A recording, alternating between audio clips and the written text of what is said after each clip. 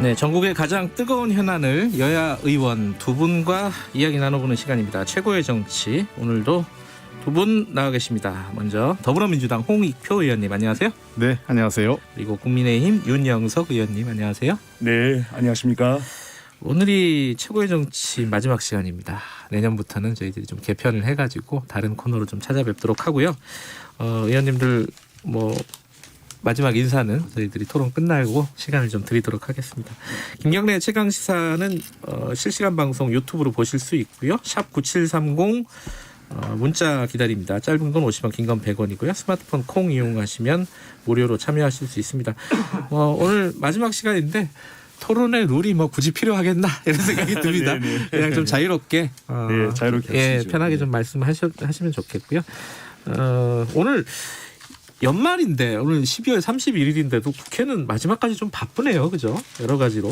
예. 지금 가장 국회 현안은 양쪽 그 당에서는 뭘로 보고 계신지 잠깐 얘기 들어볼게요. 홍익표 의원님 지금 그 현안이 가장 중요한 게 뭐라고 보세요? 워낙 그 밀린 현안이 많이 있어서 많이 있기 때문에 예. 뭐라고 딱 꼬집어 얘기하면 뭐하겠지만 당장 쟁점이 되어 있는 건 역시 오늘 토론 주제이기도 한 중대재해기업처벌법이 예. 남아 있고요. 예. 또 두 번째는 각종 공수처장을 비롯해서 그 인사청문회가 중요하게 준비하는 과정. 물론 인사청문회 1월 달에 하겠지만 예. 그 준비 과정이 있는 것 같습니다. 1월 달에 인사청문회로 또 한바탕 시끄럽긴 하겠네요. 네. 윤영석 의원님은 어떤 게 지금 가장 중요한 현안으로 보세요? 네, 방금 이제 우리 홍 의원 말씀하신 그런 입법 과제와 함께 지금 코로나19로 지금 가장 고통을 받는 그런 분들이 결국은 자영업자 소상공인들 아니겠습니까? 네. 그래서 그런 분들에 대한 지원을 어떻게 할 것인가 이런 부분이 상당히 저희 관심사고요. 그다음에 당내에서는 지금 그 보궐선거 준비 이런 부분이 지금 공천관리위원회가 가동되고 있어서 어떻게 하면 이제 범야권 대통합을 이루어서 보궐선거에 승리할 수 있을까 이런 부분을 저희가 굉장히 많이 고민을 하고 있습니다. 2021년도 1월 1일부터 쉴 새 없이 돌아갈 것 같아요. 선거 네네. 때까지. 그죠? 네. 오늘 아까 홍익표 의원님이 말씀하신 중대재해기업처벌법 얘기부터 좀 해보죠. 이게 좀 복잡하게 돌아가고 있습니다. 지금 그 유가족들이 단식을 하고 있는 상황이고요. 오늘로 아마 21일째인 것 같은데 단식을 지금 계속 이어가고 있고 정의당 의원도 단식을 같이 하고 있고요. 근데 이 와중에 이제 원래는 그 민주당 쪽에서 냈던 안들이 있었잖아요. 박주민 안 이런 식으로 있었는데 정부의 안이 나왔는데 여기에 대해서 굉장히 반발하고 있어요. 이쪽 정의당 쪽도 그렇고요. 이 부분부터 좀 얘기를 해보죠. 이 정부 안이 지나치게 후퇴된 거 아니냐. 이게 정의당이나 유가족들은 그렇게 얘기를 하고 있는데 홍익표 의원님은 어떻게 보십니까? 네, 자꾸 이제 오해가 있는 게 정부 아니라 그래서 마치 정부가 낸 법안이 있는 것처럼 논의되는데 그건 아니고요. 아, 법안이 아니에요? 예. 법사위 법안 소위에서 논의 과정에서 정부가 정리된 입장을 가지고 와서 입장이군요. 예, 그러니까 정부 아니라기보다는 정부의 입장이 더 정확한 표현인 것 같습니다. 예. 말씀하신 대로 저도 지금 정부 입장을 보면서 다소 그러니까 정의당이 원하는 물론일 뿐만 아니라 우리 당이 낸 안보다도 상당히 후퇴한 부분이 있다는 건 사실이고요. 예. 그래서 그 국회가 입법기관이기 때문에 정부의 입장을 청취를 하되 최종적인 입법 권한은 국회가 가지고 있는 거기 때문에 국회에서 정부 입장까지 고려해서 어느 것이 우리 사회에 지금 일하는 사람들 노동자와 또 현장에서 일하는 분들의 안전과 생명을 지키는데 무엇이 가장 효율적이고 가장 안전한 진전된 아닌가에 대한 결론을 국회가 내면 된다고 생각합니다. 지금 이제 그 안에 보면은 정부의 입장이나 아니면 민주당 안도 그렇고 정의당 안도 그렇고 여러 가지 쟁점들이 있는데 가장 첨예한 쟁점 중에 하나가 유예 기간을 얼마나 둘 것이냐, 유예하는 그 사업장은 규모를 어떻게 잡을 것이냐 이 부분인 것 같은데 다른 쟁점들도 있습니다. 윤영석 의원님은 지금 논의되고 있는 과정들 보시면서 어떤 입장을 갖고 계세요? 우선 방금 말씀하신 대로는 유예 기간이 너무 길다는 생각이 들어요. 아, 그러세요? 그러니까 이게 왜냐하면 이제 50인 미만은 지금 4년, 네. 또 100인 미만은 2년 이렇게 이제 하고 있는데요. 그거는 이제 너무 이게 상당히 유예 기간이 길기 때문에 이 법이 이제 지금 당장에 지금 매년 2,000명이 넘는 또 하루에도 한 6, 7명 되시는 분들이 집으로 돌아가지 못하는 그런 상황인데 네. 그래서 이제 이 부분을 좀 유예 기간을 최대한 단축을 하는 게 저는 좋다고 생각합니다. 이게 국민의힘이 4년 1년을 하면은 결국은 이제 문재인 정부에서는 이란 이 법에 재정에 그렇죠. 그런 그렇게 부담을 되는 지지 거죠. 않겠다는 거거든요. 음. 그런 저는 상당히 좀 문제가 있다고 보고요. 그래서 오히려 지금 1월 8일까지 임시국회까지 이 법을 빨리 뭐 급하게 제정을 해서 네. 이렇게 하겠다는 것보다는 유예 기간을 저는 한 2년, 1년 정도 단축을 하면서 오히려 이 법의 어떤 적용 대상이라든지 적용 범위, 적용 요건 이런 부분이 있지 않습니까? 상당히 애매한 부분이 많거든요. 또한 유예 기간 동안에 유예되는 기간 동안에 그 산업재해 발생에 대해서 어떻게 할 것인지에 대해서 좀 더 우리가 정부와 또 여야가 더 머리를 좀 맞대고 좀 더 심도 있는 그런 검토를 해서 해야지 그냥 법만 통과시켜 놓고 사실상 문재인 정부는 이 법의 어떤 적용 그 부담에서 전혀 이게 책임을 지지 않는 거예요. 유예기간을 이렇게 길게 해버리면은. 그래서 저는 그러한 실효성을 높이기 위해서라도 유예기간을 최대한 단축하는 것이 좋다 알겠습니다. 생각합니다. 그 유예 기간은 지금 박주민 의원안은 4년간 50인 미만 4년간 유예 기간을 두자. 그리고 정부안은 여기에다가 100인 미만도 2년간 두자 이거잖아요. 지금 너무 길다. 지금 윤영석 그렇죠. 의원님 말씀하셨는데 네. 홍 의원님도 길죠. 어떻게 생각하십니까? 네, 지금 저도 뭐 기본적으로 윤영석 의원 입장과 생각을 같이 하는데요. 그래요? 예, 왜냐하면 말씀하신 대로 50인 미만에서 사고가요. 전체 중대재해 발생 현황을 보면 85%에 달합니다. 예. 그리고 100인 미만으로 확대하면 거의 88.6%, 89%에 달하는 거거든요. 네. 그래서 이러한 사업장들을 4년 유예, 2년 유예 한다는 것은 사실상 4년 동안 그 근로자들의 그 생명이 그 소중한 생명을 잃는 사고를 방치하는 국회가 법으로 방치하는 거라고 생각을 하기 때문에 네. 저는 1, 2년도 아니고 최대한 단축할 수 있으면 단축해야 된다. 6개월을 넘을 필요가 없다 생각을 합니다. 그러니까 이런 문제에 대해서는 그러니까 6개월 정도면 충분히 현장에서 준비할 시간 정도고요. 네. 그리고 그 관련해서 그 정부 측이 관련 정부 기관이 적극적인 지원을 해서 재정 지원 필요하면 일부 재정 지원을 하든 네. 아니면 세제 지원 등을 통해서라도 빨리 해야 되는 건데 다른 것들이 우리가 통상 유예 기간을 설정하는데 네. 이것은 사람의 생명과 안전이 관련된 문제이기 때문에 유예 기간을 지나치게 길게 설정하는 것 자체가 네. 역시 사람보다는 돈의 논리에 입각한 생각 아니냐 생각하기 때문에 정치권도 또는 정부도 그렇고 기업도 이 문제에 대해서는 서로가 최대한 그 기간을 단축시키자는 입장에서 원칙을 갖고 기간을 논의해야 되고 저는 6개월 내지 1년 미만이어야 된다 이렇게 생각합니다. 기간은 약간 다르지만 두 분 입장은 네네. 어쨌든 지금 축소해야 된다 유예 기간을. 요 부분은 동의하시는 거네요. 축소해야 되고요. 예. 그다음에 이제 사실 더 본질적인 문제는 지금 국내 산업 현장에서 이러한 그 산업재해가 많이 발생을 하는 그런 이유가 있습니다. 네. 그 이유가 뭐냐면은 기업들이 그 아주 이제 영세한 그런 하청기업이 있지 않습니까? 예. 하청기업의 이런 위험한 작업들을 다 대부분 다 이 하청을 줘요. 예. 그렇다 보니까 이 하청업체들은 다 이제 그만큼 수익성도 작고 또 영세하거든요. 예. 그렇다 보니까 이런 안전관리가 제대로 안 되는 거예요. 그래서 이러한 불공정한 간행을 해소를 해야 됩니다. 해결을 해야 됩니다. 그리고 이러한 위험한 작업들을 외주화하고 하청업체에 떠넘기는 이러한 관행을 개선하지 않고서는 이러한 산업재해가 빈발하는 이런 상황을 개선하기 어려워요. 그리고 이번에 이제 정부가 또 잘못한 것이 지금 전체 고용의 상당한 부분이 정부나 공기업들이 하고 있습니다. 예. 그런데 이번 법안을 제정을 하면서 지금 여당 쪽에서 그랬는지 아니면 정부 쪽에서 그랬는지 모르지만은 정부와 공기업을 아예 빼버렸어요. 정부와 공기업을. 예. 그래서 종전에 보면 이 법의 어떤 명칭이 중대재해에 관한 기업 및 정부 책임자 처벌법이었습니다. 예. 그런데 이것을 이제 지금 여당에서 이제 이걸 바꾼 게 정부 책임자를 아예 빼버리고 중대재해에 대한 기업 및 경영 책임자 처벌법으로 이렇게 바꿔버렸단 말입니다. 예. 그래 이거는 제가 보기에는 지금 현재 정부나 어떤 공기업, 공공기관들이 상당한 고용을 하고 있는 그런 상황에서 이러한 또 정부나 어떤 공기업 부분에서도 상당히 많은 산업재해가 발생하는데 예. 정부기관의 장관이나 공기업의 장을 아예 책임에서 제외해 버리는 것은 저는 옳지 않다고 보고요. 또 한 가지 말씀드릴 거는 잠깐만 그 문제는 또 한 가지 제가 짧게 좀 마무리하겠습니다. 말씀. 예. 또 한 가지 말씀드린 건 이제 이번에 법을 개정하면서 이제 공중 이용 시설이라고 해가지고요. 예.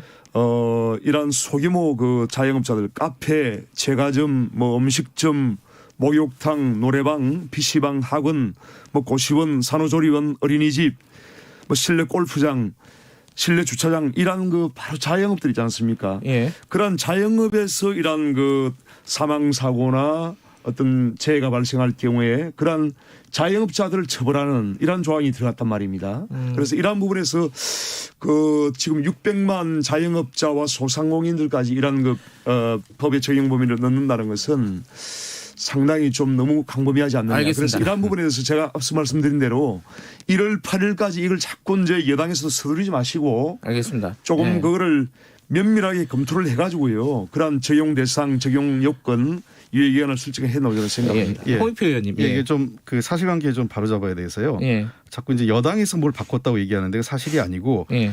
중대재해에 대한 기업 및 정부 책임자 처벌법을 낸 게 여당 아니에요. 박주민 의원이 낸 게. 예. 다른 정의당 의원이나 국민의힘에서는 정부 처벌에 대한 얘기가 없어요. 예. 그냥 기업 처벌만 얘기를 하고 있는 거지. 예. 그러니까 법안 자체 기업 및 그러니까 다들 뭐냐면 중대재해 기업에 대한 책임자 처벌에 관한 법으로 돼 있습니다. 예. 그러니까 정부 처벌을 넣자고 한 게 여당 아니고 예. 현재 정부가 가져온 입장이 정부를 넣는 건 좀 그렇지 않느냐라고 해서 빼달라 이런 걸 가져온 거거든요. 아직 정부 입장이 정리된 게 아니고 그러한 것들이 법사위에서 논의가 되고 있다 이렇게 생각하고 저는 기본적으로 공기업은 당연히 포함돼야 되는 거고 네. 정부 당국자가 그 들어가는 문제에 대해서는 어떻게 되니까 좀 논의가 필요한 것 같아요. 네. 이 방처 법안 취지와 관련돼서. 그다음에 두 번째 지금 그 필요한 부분은 윤영석 의원님 잘 지적을 하셨던 내용 중에 하나인데 예. 이 문제에 대해서 과연 그 표준약 앞으로 이렇게 되면요. 지금 현재도 지금 위험의 외주화 네. 그다음에 하청을 많이 하거든요. 그러다 보니까 원청에 대한 책임 이 통계에 약간 착시 현상이 있는데 제가 보기엔 대기업이 그 사업 사망 사고가 적은 이유 중에 하나는 대개 이런 것들 하청 준 거거든요. 그러니까요. 소기업이에요. 예. 그러니까 이런 문제에 대해서 구조적인 해결을 해야 됩니다. 그러니까 자칫 잘못하면 지금 많이 우려가 되는 게 이 법이 통과되고 나서 대기업들이 표준약관의 형태로 해서 이것을 다 모든 책임을 하청기업이나 중소기업에게 떠넘길 가능성이 있기 때문에 이 문제에 대해서는 뭔가 행정 규제나 법적 조치가 필요하다 생각을 하고요. 큰 틀에서 저는 이 산업안전에 대한 입장이 세 가지 접근이 있다고 봐요. 법적으로 보면은 하나는 행위적 접근이 있고 두 번째는 구조적 접근이 있고 세 번째는 권리적 접근이 있는데 네. 지금까지 지금까지 우리 사회에서 가장 낮은 인식이 행위적 접근이죠. 자기가 잘했으면 되지 않느냐. 네. 최근에 한 국무위원의 발언 때문에 논란이 된 거죠. 본인이 잘 주의했으면 그런 일이 없었지 않느냐라는 게 사실 보편적으로 깔려 있는 우리 사회에서 굉장히 낮은 노동권 그다음에 안전에 대한 인식이고요. 네. 두 번째가 이제 구조적 접근이 지금 현재 이 산업안전 중대재해기업 처벌법인데 예. 법과 시스템을 통해서 뭔가 규제하겠다라는 게 이제 조금 나가고 있는 우리 이 입장이에요. 그래서 그다음에 마지막 접근이 권리 중심의 접근인데 예. 이것은 일터의 안전과 보건을 잠재적 피해자인 노동자의 권리로 인정하고 직접적인 이해관계 당사자인 노동자가 이 안전 강화 문제에 참여하게 하는 겁니다. 네. 저는 이 상태 세 번째 단계로 나가야 된다고 그래요. 과도기적으로 저는 중대재해기업 처벌법 구조적 접근이 지금 나가기 위한 예. 전 단계다 이렇게 생각을 합니다. 이제 지금 아까 1월 8일 날 통과시키는 건 시간이 너무 촉박하다. 좀 더 논의가 필요하다. 이건 어떻게 생각하세요? 짧게. 저는 그렇게 생각하지 않습니다. 이 법을 자꾸 늦출 필요는 없고요. 그렇게 되면 국회라는 데가 한두 끝도 없이 늦어지기 때문에 1월 8일 날 일단 급한 대로 저는 뭔가 기본 골경은 통과시키고 필요한 부분은 추가적 입법을 하더라도 알겠습니다. 해야 된다 이렇게 생각합니다. 그 부분만 시기적인 입장만 좀 다른 거네요. 그죠? 그렇습니다. 이 법은 사실 이제 우리 기업 현장 또 이제 수많은 산업 현장에서 그야말로 대단히 중대한 법이에요. 예. 또 이제 세계적으로도 우리 지금 이번 법처럼 상당히 강력한 처벌을 하는 경우가 상당히 드물 정도로 굉장히 강력한 그런 법인데. 알겠습니다. 예.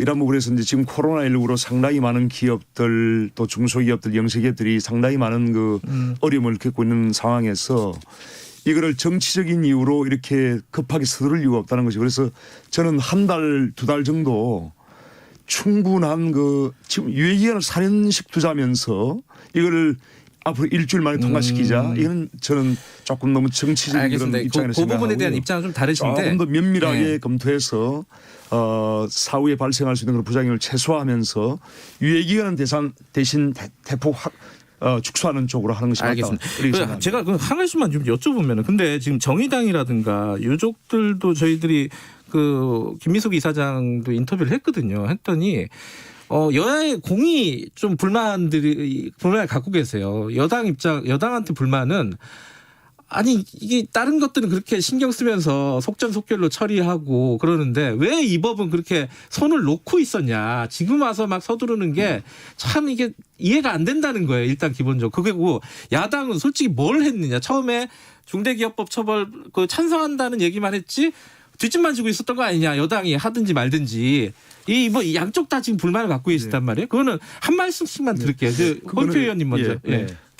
대단히 송구하고요. 예. 제가 여러 차례 제가 이 방송에 나와서도 해야 된다고 얘기를 했는데 우리 정책위를 포함해서 관련 상임위에서 이 법안의 내용이 지연됐고 사실상 그리고 정부도 뒤늦게 와서 이제 와서 정부 입장을 가져온 거에 대해서도 정부 여당으로서 사실 송구하게 생각합니다. 저는 아까도 얘기했지만은 이 법은 뭐 1월 8일뿐만 아니라 하루라도 한시라도 빨리 법안이 통과돼야 되고 반드시 처리해야 된다고 생각합니다. 알겠습니다. 윤영석 의원님 어떻게 보세요? 우리 국민의힘에서도 그동안에 이제 산업재해를 줄이기 위한 하는 법안들을 제출했고요. 네. 또한 이러한 그 중대재해에 대해서는 강력한 처벌이 필요하다는 것을 계속 주장을 해왔죠. 유사한 법안을 계속 이제 저희가 발의를 한 겁니다. 한 것이고 그래서 이러한 저희가 이제 저희 입장은 그동안에 이러한 재해에 대해서 처벌만 하는 일변도의 정책은 안 된다라는 것이었습니다. 그래서 이제 이러한 산업 안전에 대한 그런 기업인들이 투자를 할 수 있도록 인센티브를 주자. 그래서 이러한 처벌과 인센티브가 같이 가야지 이러한 처벌 일변으로 가서는 안 된다는 것을 저희들 주장한 것이고요. 알겠습니다. 일단 그 중대재해 기업 처벌법에 대해서는 기본적으로 저희 동의하는 것이고 이제 그런 일부 사항은 좀 서로 잘 조정을 해서 알겠습니다. 합의를 통과시켰으면 좋겠습니다. 검찰 얘기로 좀 넘어갈게요. 공수처장 후보자가 이제 대통령이 선택을 한 상황이고 지금 여당에서는 이제 공수처장은 이제 진행이 될 거고 검찰개혁 시즌 2 얘기를 계속 하고 있습니다. 이게 뭐 탄핵 얘기도 나오고 있고요. 뭐 여러 가지가 좀 얽혀 있는 상황인데. 이거는 이거 하나하나 뭐 얘기를 하다 보면 끝이 없을 것 같아서 이 홍익표 의원님이 먼저 지금 여당이 생각하고 있는 검찰개혁의 방향 이게 좀 헷갈려요. 이게 정확하게 정리가 안 돼 있는 것 같기도 하고 어떻게 생각하십니까 이 부분? 네, 기본적인 것은 일단 그 공수처 출범이 그 검찰개혁의 이제 첫 시작, 그 첫발이라고 생각을 하면 될 것 같고요. 두 번째는 이제 그 지난번 그 20대 국회에서 일종의 절충했다 그럴까 마무리되지 못한 검경 수사권 조정 문제를 포함한 검찰 개혁이 본격화 이제 본궤대에 오를 때가 됐다 생각을 합니다. 가장 중요한 것은 기본적으로 그 전 세계적으로 검찰이 수사 기소권을 동시에 다 갖고 있는 나라는 거의 없어요. 그래서 검찰은 그 기소만을 하고 수사권은 완전히 분리해서 경찰에 넘기는 것이 첫 번째 검토가 되고 있는 거고요.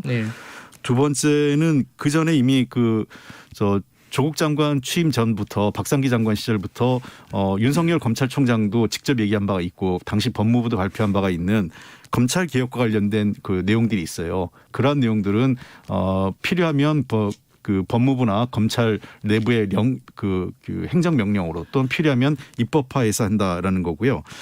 그리고 그 마지막으로 또 하나 더 우리가 고민해야 될 부분은 전체적으로 검찰에 대한 민주적 통제를 어떻게 강화할 거냐. 하는 문제죠. 지금 현재로서는 전체적으로 민주적 통제라고 해서 자꾸 권력이 통제한다는 얘기를 하는데 그런 게 아니라 이런 권력기관들, 군대나 그 국가정보기관, 그다음에 검찰, 경찰 등에 대해서는 그 민주적 통제와 함께 인권 수사. 그러니까 또 인권에 기초한 그 기소 내지 수사가 될 수 있도록 관련된 내용들에 대해서 우리가 좀 검토해야 되고 더 나가서 하나 더 검토한다면 소위 전관예우나 검사동일체 문제 이런 문제들에 대해서 근본적으로 뿌리를 뽑을 수 있는 문제까지 저희가 검토를 해야 된다. 즉 그 전관예우에 대해서 여러 가지 그 퇴임 이후까지 이런 특권들을 유지하고 있는 것에 대해서도 이번에 알겠습니다. 손을 대야 된다고 생각합니다. 공수처는 첫발에 불과하고 검찰개혁에 가지고 있는 지금 과정들은 굉장히 길어질 수도 있겠네요. 그렇죠? 그렇습니다. 윤영석 의원님은 지금 여당의 이런 움직임 뭐 시즌 2라고도 하기도 하고 뭐 이런 부분에 대해서는 어떻게 생각하십니까? 특히 뭐 수사권, 기소권 완전한 분리 이런 부분에 대해서. 우선 어제 이제 문재인 대통령이 김진욱 선임연구관을 이제 지명을 하면서 결국은 이제 임명을 하는 건데요. 어제 보니까 이제 또 살아있는 권력에 대한 승력 없는 수사를 강조를 했어요. 그래 이건 이제 윤석열 검찰총장을 임명할 때도 똑같은 얘기를 했거든요. 네. 그래 결국은 이제 살아있는 권력에 대해서 칼을 대니까 결국은 윤석열 총장을 몰아내기를 했단 말입니다. 네. 김진욱 선임연구관의 지명자에 대해서도 이제 공수처장 지명자에 대해서 똑같은 얘기를 했는데 과연 그런 것이 지켜질 수 있을 것인가 이제 앞으로 지켜봐야 되고. 그런데 지금 이제 여당에서 이제 주장하고 또 문재인 대통령이 주장하는 것이 결국은 이제 검찰의 그 기소권과 수사권을 분리해서 아예 이제 수사권을 주지 않겠다는 거 아닙니까? 그런데 그게 상당히 모순되는 것이 그렇다면은 왜 공수처를 만들었나 이거죠. 공수처야말로 수사권도 가지고 있고 기소권도 가지고 있고 완전히 이거는 옥상호가 아닙니까? 정말 그 이율배반적인 그런 지금 그 조치를 자꾸 말은 그렇게 하면서도 행동은 전혀 다른 이런 모순된 행위를 계속하고 있는 것이 저는 문제라고 생각하고요. 물론 장기적으로 이제 이런 그 기소권과 수사권을 분리해야 되고 공수처도 이건 앞으로 폐지를 해야 됩니다. 이게. 기소권과 수사권을 다 가지는 이런 권력기관을 새로 창설하는 것은 결국은 지금 현 정부 문재인 대통령과 민주당이 마음에 들어하지 않는 기존의 검찰은 아예 완전히 무력화시키고 문재인 대통령과 민주당이 좋아하는 공수처는 새로 만들어서 기소권과 또 수사권까지 다 주고 이건 정말 이건 있을 수 없는 일이라고 저는 논리적으로 생각하고요. 모순이라는 얘기. 예. 논리적으로 모순이죠. 완전히 이거는 모순이고요. 근데 좀 자꾸 네. 오해를 줄 수 있는 말씀을 네. 하신 건데 공수처란 기관이 지금 검사 25명하고 수사관 40명입니다. 예. 앞으로 확대할 거 아닙니까? 아니요. 잠깐만 계세요. 아무리 확대한다 하더라도 뭐 몇십 명을 더 늘리겠다 그 수준이고요. 그리고 이 공수처가 마치 지금 얘기하시면 검찰에 샀던 수사 내용을 다 하는 것처럼 하는데 고위공직자 비리수사처이기 때문에 수사 대상이 되는 게 7,000명이 안 돼요. 그러니까 여기서 수사 기소권을 갖는 범죄 대상이라는 것은 고위공직자 관련 범죄, 특히 문제가 되는 것은 검찰을 비롯한 법조계와 관련된 그 문제가 더 아마 심각할 텐데 아마 지금도 우리가 검사 요번에 불기소 세트란 말까지 나왔잖아요. 그러니까 그 룸사롱 접대를 받았는데 100만 원 이하로 해서 기소하지 않는 검찰의 행태가 나왔거든요. 그러니까 지금 뭐냐면 검찰이 그 수사권을 분리한다 하더라도 기소권을 가지고 있기 때문에 기소 독점주의를 깨는 겁니다. 그러니까 기본적으로 저는 그러니까 자기들 비리는 기소하지 않으면 그만이거든요. 그다음에 불기소 처리하거나.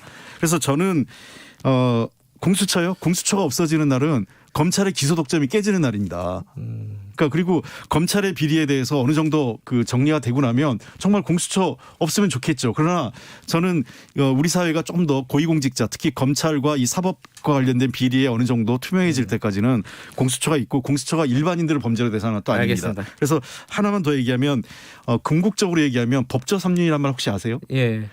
소위 그 변호사, 검찰, 그다음에 그 재판, 사법부, 판사까지 그러니까 검사, 판사, 변호사의 법조 3륜이라고 해서 이게 법무연수원에서부터 이 문제가 나와서 이 사람들의 사실상 짬짬이 구조를 깨지 않으면 사법개혁, 검찰개혁 그리고 나가서 전관예우의 이 금강까지 허무는 개혁을 할 수 없다고 저는 봅니다. 이 선생님 짧게 하고 마무리할게요. 좀 제가 말씀드릴 거는 이제 결국은 지금 이제 지금 현 정부와 민주당에서 이제 검찰을 거의 이제 무력화하는 거죠. 이제 수사권을 아예 이제 뺏겠다는 것인데 그렇게 했을 경우에 이제 결국은 그 범죄에 대한 그 수사권 이 부분은 이제 경찰로 이제 다 넘어가게 되는 것인데요.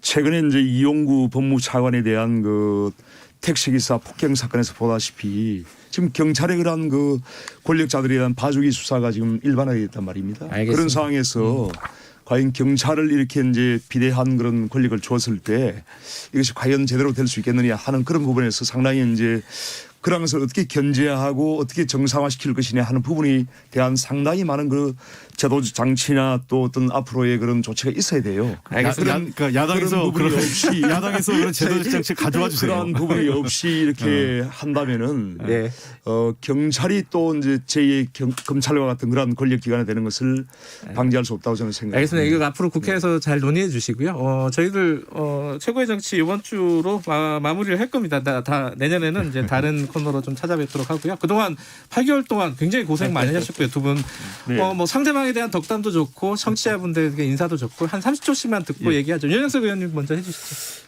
예, 참 아주 의미 있는 시간이었습니다. 그리고 이제 우리 홍 의원님께서 아주 이제 인품도 참 좋으시고 굉장히 식견이 높은 분이어서 사실 서로 이제 토론을 하면서도 굉장히 좀 생산적인 토론이 됐다고 생각하고요. 네. 그동안에 상당히 이제 접점도 많았습니다, 그죠? 예, 그렇기 맞아요. 때문에 예. 앞으로 여야 관계도 이렇게 서로 이제 타협하고 토론하고 하는 그런 어떤 정치가 됐으면 좋겠고 새해 이제 정말 그 신축년 소띠의 해입니다. 네. 흰소의 해인데 정말 모든 우리 국민들께 상스러운 기운이 가득하시고 또 축복이 많은 그런 알겠습니다. 새해가 되시길 홍익표 바랍니다. 의원님. 예, 먼저 우리 그 시청자 여러분 때로는 저희들 때문에 불편하신 적도 있고 뭐 그러신 적이 있었는데 뭐 잘 그 저희들은 최대한 노력했고 예. 잘 더 겸손한 자세로 노력하겠습니다. 코로나 때문에 많이 힘드신데 새해도 더 건강하시고 행복한 한 해가 되기를 바라고요. 그다음 우리 윤영석 의원님하고 저하고 같이 했는데 굉장히 훌륭하신 분이고 앞으로도 더 그 아마 야당에서 더 중요한 일을 하실 것으로 생각을 합니다. 아마 그 저희가 보시면서 토론은 치열하게 그러나 뭔가 일은 생산적으로 협의해 감사하는 그런 구조가 되긴 바라고요. 그리고 오늘 한 8개월 했더라고요 저희가. 예, 맞아요. 우리 최강 시사팀 모두에게도 감사드립니다. 고맙습니다. 자, 윤영석 의원님, 홍익표 의원님 내년에도 국회에서 열심히 일해 주시기 바라겠습니다. 정말 고생 많이 하셨습니다. 고맙습니다. 예, 감사합니다. 야. 수고 많으셨습니다. 예, 김희식이라 김경래 최강기사 2분 여기까지 하고요. 잠시 후에 3부에서 뵙겠습니다. 일부 지역국에서는 해당 지역 방송 보내드립니다.